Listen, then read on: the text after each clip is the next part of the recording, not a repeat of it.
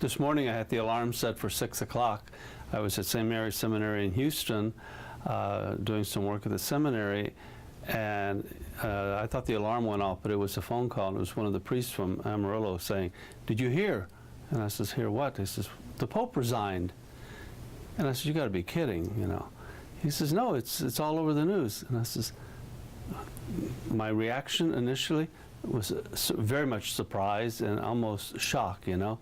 I never thought that would happen, in a sense. Now, if I can back up a little bit, it makes a lot of sense to me.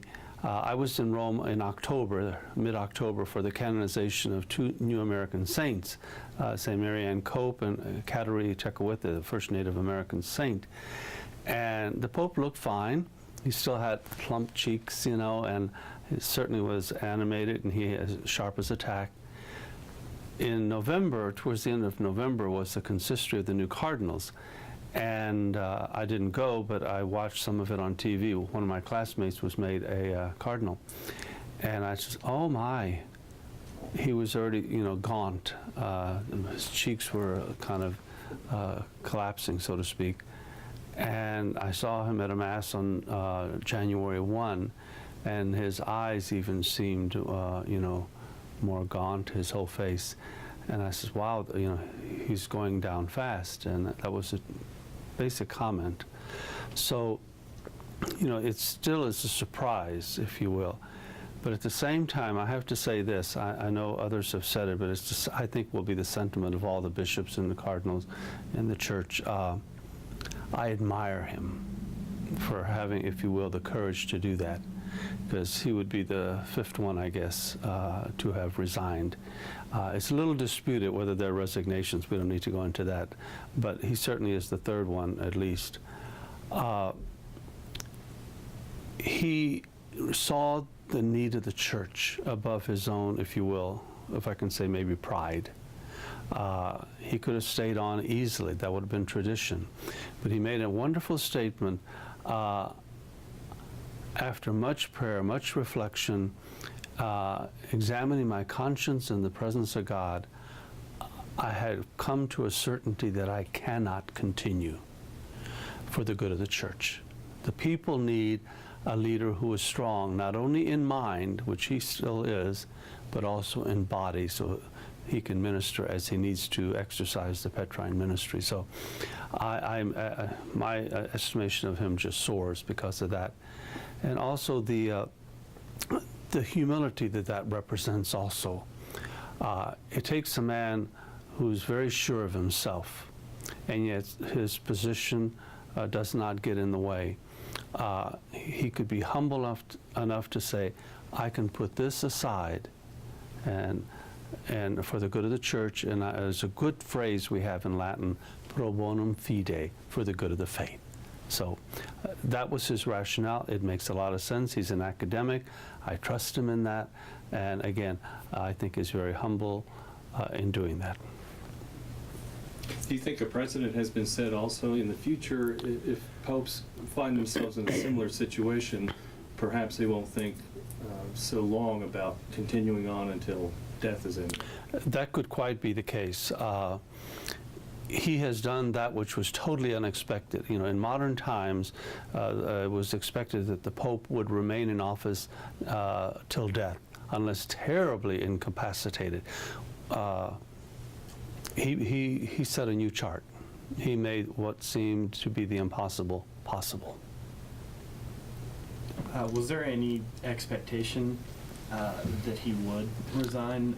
I know I've read just kind of after a trip to, I guess, Cuba and Mexico, he had some thoughts, and that's kind of where he decided, but why wait till now to do it? I just saw that, well, a lot of it could be just the energy. He was still pretty strong, even in October. It just seems since October he has lost a lot of his strength. I just read myself on the internet that he made the decision a year ago after that trip to Cuba and Mexico. But I think he wanted to carry on until he really felt he could not. Expectation, None. You get that from every bishop and cardinal I think already interviewed. We wouldn't be in such shock or surprise if we had expected that, you know. I don't know if you know the timeline and what have you of, after he resigns, what are we talking about in terms of choosing another pope? It depends when they begin the conclave. The conclave, the Latin term, the doors are locked with a key when the cardinals go in to elect the new pope. I've heard two scenarios already. The one scenario is the one he has suggested, evidently, that this becomes effective sometime, I would presume, morning or noon of the 28th of February. Noon is usually the resignation or appointment time. He suggested that perhaps it could begin that very evening, so that the Catholic world would not be without Holy Father, that the See of Rome would not be sede vacante, with an empty chair without a pope. The other scenario I hear also is that they would, about mid-March or 2 weeks, later. I can't tell you because I'm not in charge, but it would seem like it makes more sense, since you're not dealing with a death, you're not dealing with liturgy of funerals, you're not dealing with a mourning period, that could be done immediately. Now, how long that takes, that's another story, because, when John Paul II died, there was a lot of thought that Cardinal Joseph Ratzinger would be elected. This is a surprise, so that means it's a surprise amongst the cardinals as to who. They have to regroup really fast. My suspicion is it won't happen in a day or two.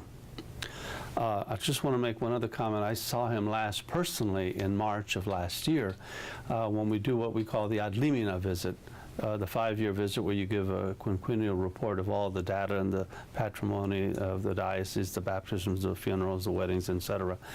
And he was incredible at the time. We met the province of San Antonio, so about maybe 15, 18 of us bishops, and we met in a very unusual forum where he wanted us to give a little report from the region.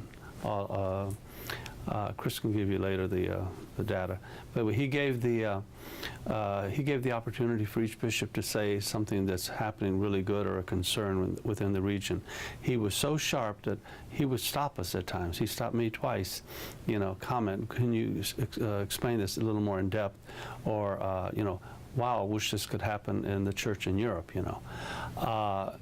So we had a wonderful time, and the tradition is when we go on those trips, he gives, we call this a pectoral cross. Bishops always wear these when they're appointed as bishop. And this is a very unique one. It's the most beautiful one I've received. I've been to 3 of these visits. This one he gave himself. It's the only one that is overlaid in gold. So it's going to be a treasure. I have 2 from Pope John Paul II. This is the only one from Benedict, so it will become a prized possession, if you will, for me. Giving the news of the Pope resigning and with his health, when the cardinals look for a candidate, will age be a factor, and also will they seriously consider the condition of the candidates that they're looking at? I would imagine all of that will go into it. After John Paul II had died, for instance, they said, not one so young for a long time.